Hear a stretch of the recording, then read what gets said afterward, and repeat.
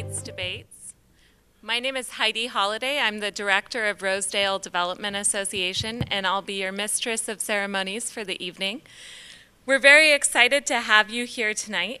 This candidate forum is sponsored by the Chambers and KCK, the NBRs, which are also known as the Neighborhood Business Revitalization Association, and the Independent Business Associations here in KCK. First, we want to thank the Kansas City, Kansas Community College for their generous use of this space, allowance to use this space for the debate tonight. And we also want to thank their Media Services Department for their time and work on this event.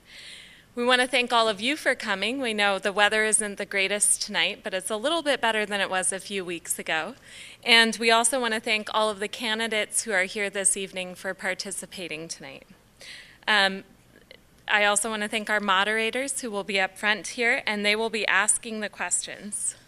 Our moderators for the evening are Chester Owens. Mr. Owens is a long-standing community leader in KCK, and I'm sure many of you know him already.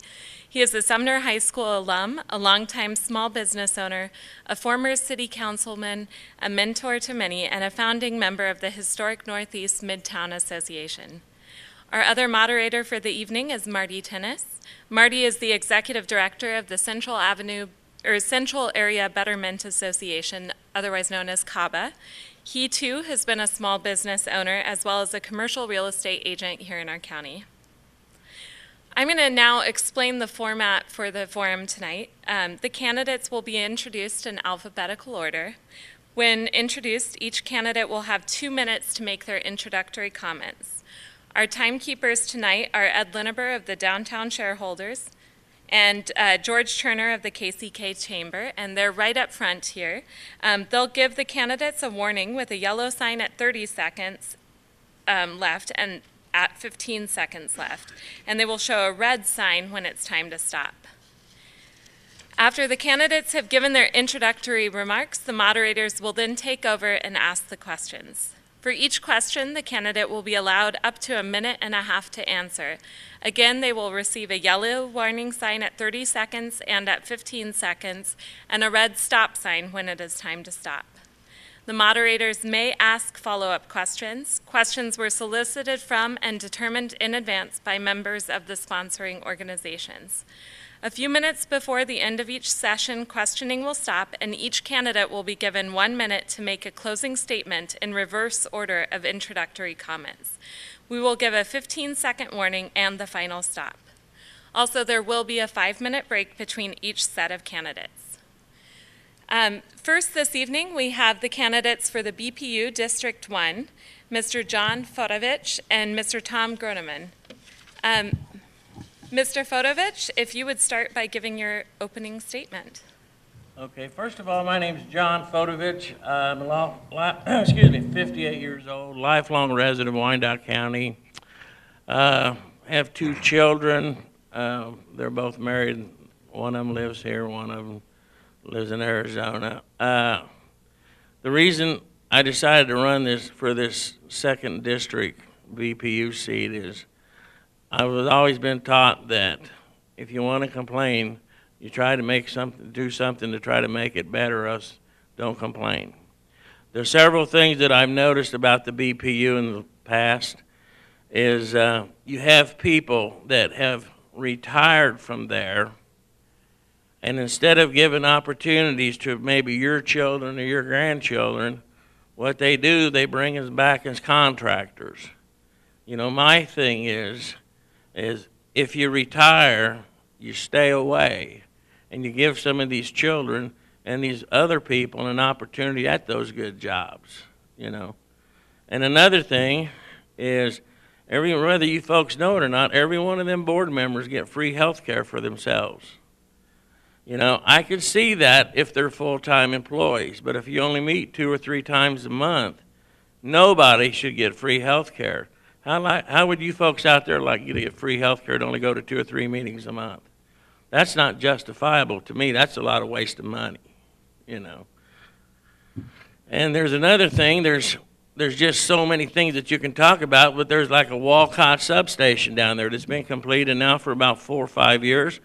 I understand there's about $12 million sitting there. all the, everything else, the warranties are out, and they still can't get that thing online. And gosh only knows when it's going to happen, you know. It's just amazing, though, that the things that are going on. And my whole deal, I've been in labor for 34 years. Well, that's it. Sorry. I could go on forever about some of this stuff. Mr. Groneman, if you would now give your opening statement. Okay. My name is Tom Groneman. I'm a candidate for the 2nd District BPU. I'm a lifelong Wyandotte County resident. I graduated from Wyandotte High School in 1965. I went after high school to Bethany College in Lindsborg, Kansas, where I graduated in 1969 with a bachelor's degree in business economics. Following college, I enlisted in the United States Navy and served from 69 to 73.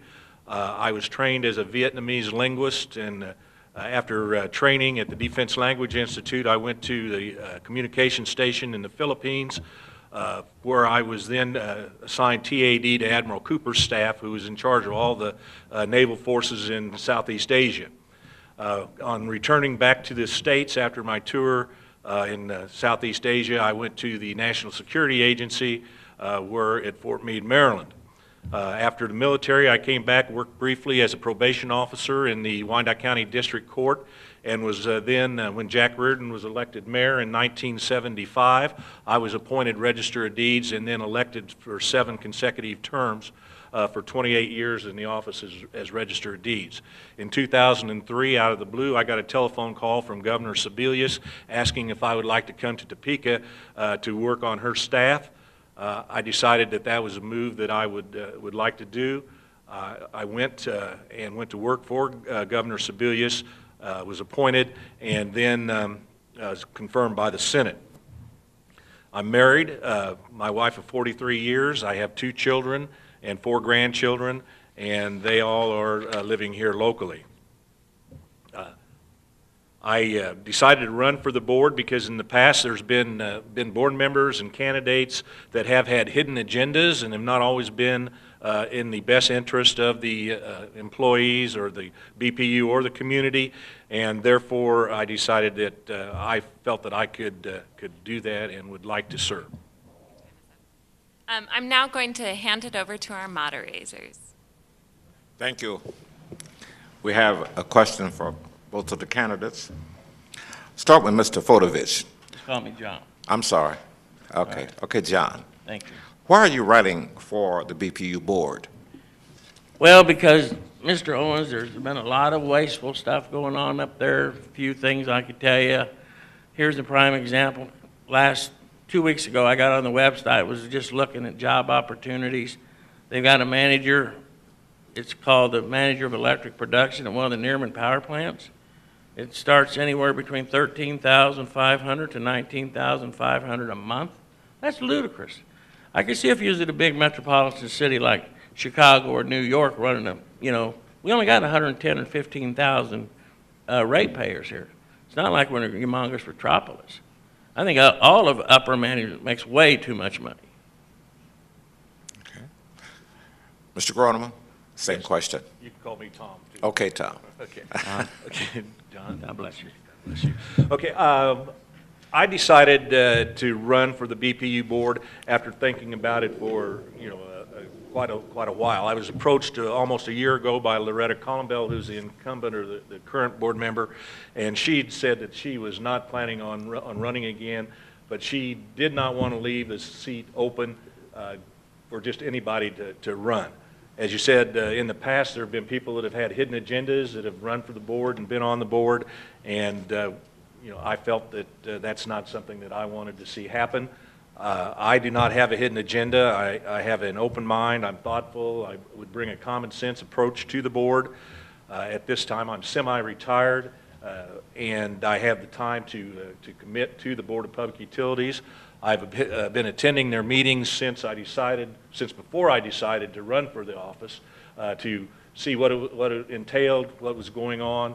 I think that by attending those meetings, I have a feeling for what is happening at the BPU, or somewhat of a feeling, and that I think I could be a contributor to that. Okay, the next question, start with Tom. Thank Is you. that right? What do you believe is the mission? Let's talk about the big picture of BPU, everything that goes on in BPU. What do you believe is the mission of the BPU, or what it should be? I believe that the mission for the BPU is to offer affordable rates to the citizens of Wyandotte County, KCK, and to be competitive in the marketplace with other utilities. I believe that they can do that. What we need to remember is that we are a public utility, we're not a private utility, and that our focus should be on service to the ratepayers, not necessarily profit. And I think that's what we need to focus on. Okay, John? Repeat that again, would you? Looking at the big picture of everything the BPU is about, what do you believe is the mission of the BPU, or what should it be? Well, to me, the number one mission is to provide the lowest rates possible in water and electricity. And we need to provide jobs for the people here in Wyandotte County, Kansas City, Kansas. You have a utility company there that is supposed to be a non-for-profit. I don't know if you knew this, but to my understanding that our unified government and the BPU has the same treasurer, so if they need any money, they can just take it from the Board of Public Utilities. I personally think that the BPU should get together with the city and say, hey, you know, let us run this utility like it's supposed to be ran, and keep your hand out of the till, you know.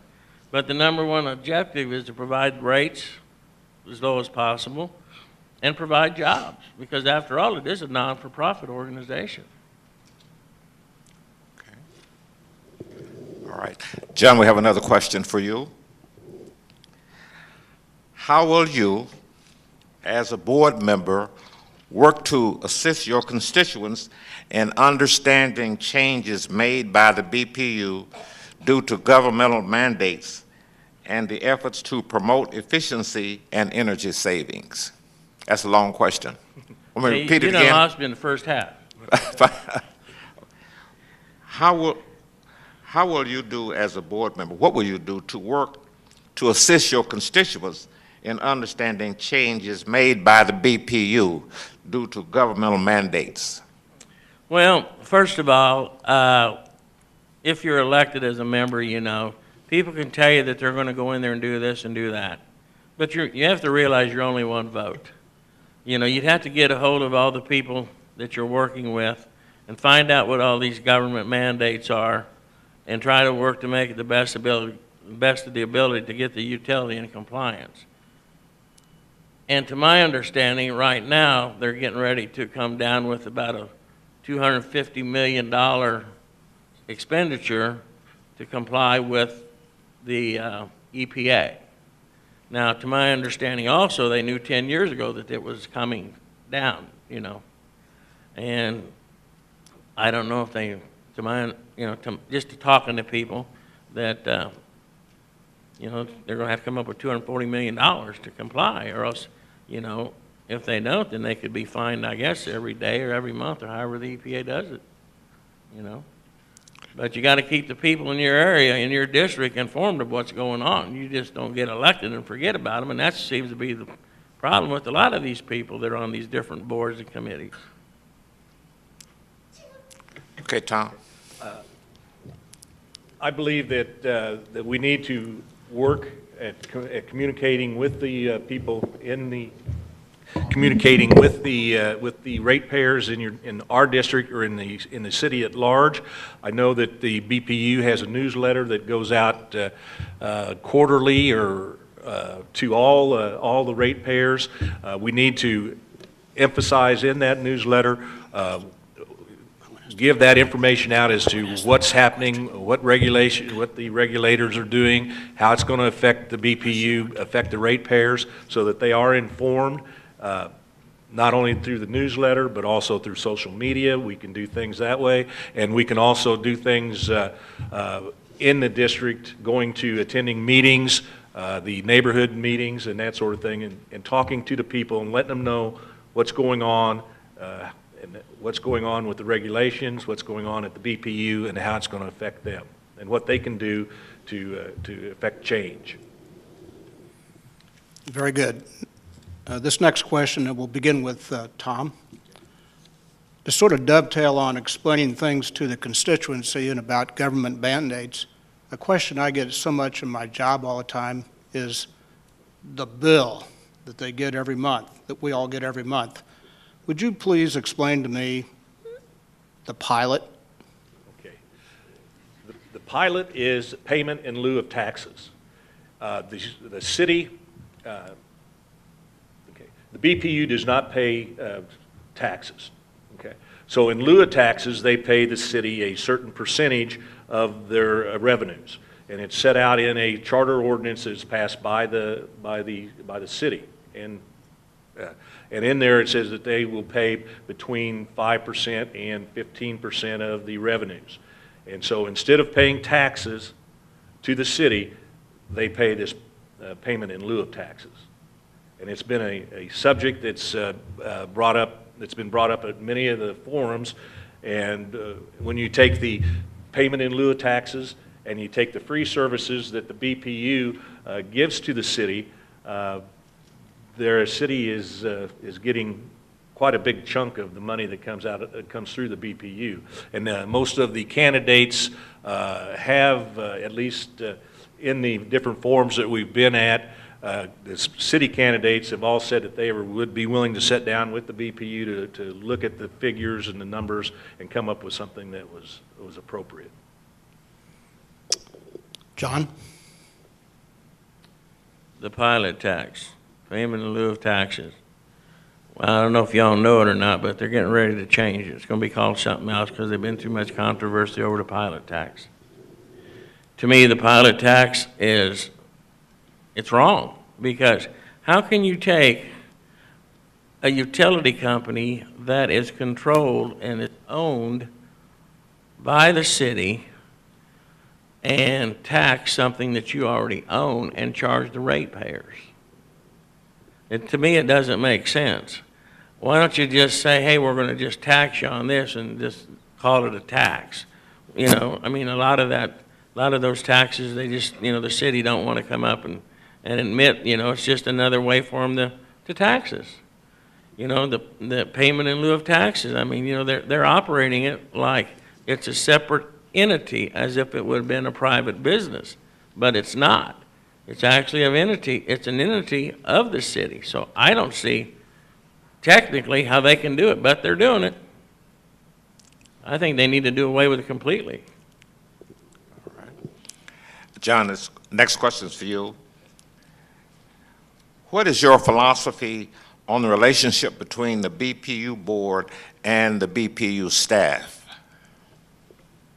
Well, my whole deal is, the board members are there to kind of oversee what's going on and to set policy and stuff like that.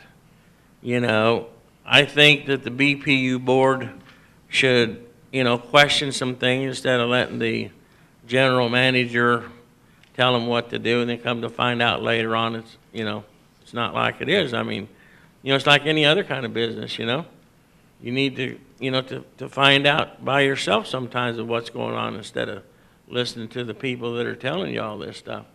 I think the board members should have a good relationship with all employees. If I was a board member, anybody that works there could come and talk to me. I don't have anything to hide. I just tell them the truth about it, Okay. Tom? I feel that there should be a strong working relationship between management, between the board, and between the labor force.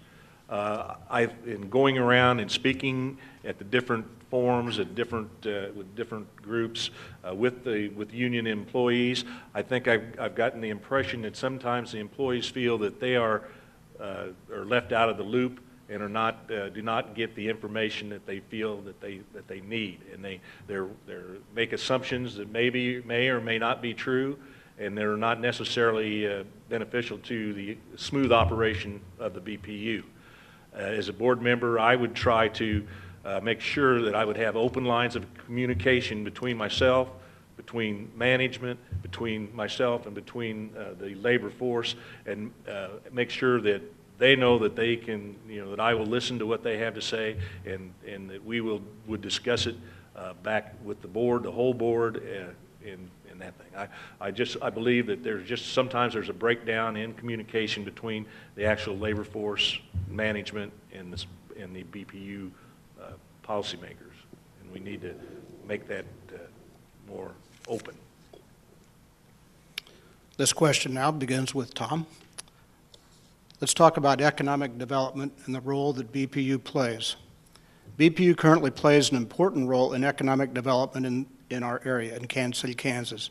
If you believe the BPU should be involved, are you comfortable with the current level of economic development?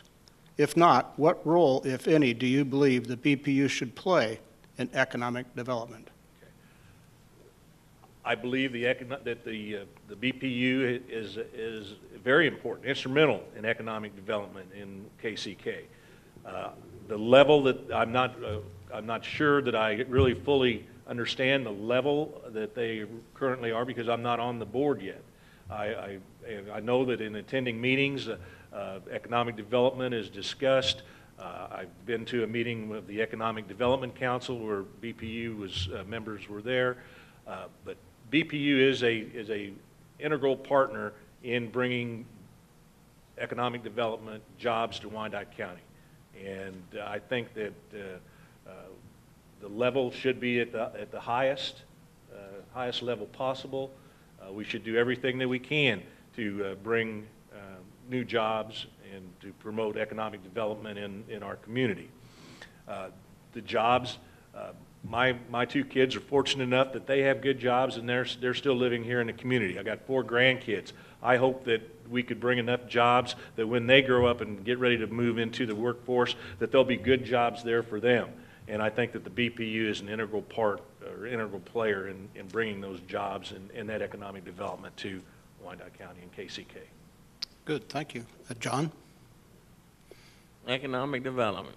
Well, I think the BPU, it always does play a big role in economic development, because if you don't have utilities, you can't develop anything. The problem that I see is that every time that there's a development going on, it's like, well, what are we going to get for free to develop this?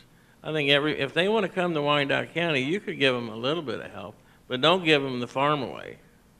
Make the people want to come to this town, and you can do it without giving away everything. That's just my honest opinion. And you want people to want to come back to town, and your kids and grandkids to stay here. But it's been messed up for so many years that you just have to try the best that you can, because the city are the main guide people about economic development. But then on the other hand, you have to realize, like I said earlier, the BPU and the city have the same treasurer, so they kind of tell the BPU what you're going to do. But I think it's great that, we need all the economic development we can to bring jobs and people back to this city. Okay. But I'm just not in favor of giving it all away. All right, John, we have another question for you. Actually, I think we're almost out of time. All right. Is this the last question? Or do you, well, okay. Go ahead. If they keep it quick, we can probably fit one more in. What role do you think the BPU should play in energy efficiency for businesses? Which one? I'm sorry. John. For you, John. Read that again. What role? What role do you think the BPU should play in energy efficiency for businesses? Well, I think they have some kind of a green department now, don't they, that goes around and find out what the best of the ability to help these businesses to lower their utilities and whatever it takes to get them, get the rates lower for their businesses and stuff. I personally don't think that we should go around in these businesses and giving them stuff. I mean, we might be able to give them a little bit of knowledge or whatever and have a few seminars to help them. But I just can't see giving your money away to the ratepayers like it's yours, you know? If you're going to do that, then maybe there needs to be a meeting before that starts to happen and let everybody know, say, you know, certain times that, you know, there's a deal coming up here where the BPU, you know, they want the BPU to kick in some money on this economic development and see what your constituents think. Because after all, it ain't our money, it's everybody's money that's here. But sometimes them board members forget about that. Tom? I think that we have that the Board of Public Utilities could serve as a role, has a role to serve with business in educating them and as to what is out there. And I believe that we have some programs in place, and there are some rebates or some if a business was to go in and refit their new windows or their energy efficiency, where they could get a rebate on some of their expenses that they put out. And I would need to look at those programs and see how cost effective they are, if they're bringing more money in for the BPU. But I would not just say, no, I'm against it, we can't do that. I would want to look at those programs and see how effective they are. Thank you. Ladies and gentlemen, it's now time for our closing statements. Tom, we're going to have you go first. You have 1 minute. Okay. As I said, I decided to run for the Board of Public Utilities. It wasn't something that I took lightly. I considered it for a considerable amount of time. I discussed it with my wife. I attended several meetings prior to finally deciding to run for the board, and I believe that I do have things that I could offer to the board. I'm open-minded. I use common sense. Anybody that's ever worked for me, either in any of the job that I've had, they would back that up. I plan on living here. Both of my kids live here. I hope my grandchildren will live here. I would like to be able to do something to make this a better place for everyone to live and work. All right, thank you. John, it's now your turn. Well, first of all, I think that when it comes down to voting on April the 2nd, instead of listening to all these politicians tell you who to vote for, you know, we all know we want to keep our families here in town, you know, but we got to have jobs to keep them here. So whether I get elected or not, I'm here for your support, but just remember that when you go vote on April the 2nd, don't listen to that politician over there telling you how to vote, because all he's doing is protecting himself. Do what's right for you and your family so we can have jobs in this town and continue on. Thank you. We'd like to thank our candidates, Mr. Fodovich and Mr. Groneman.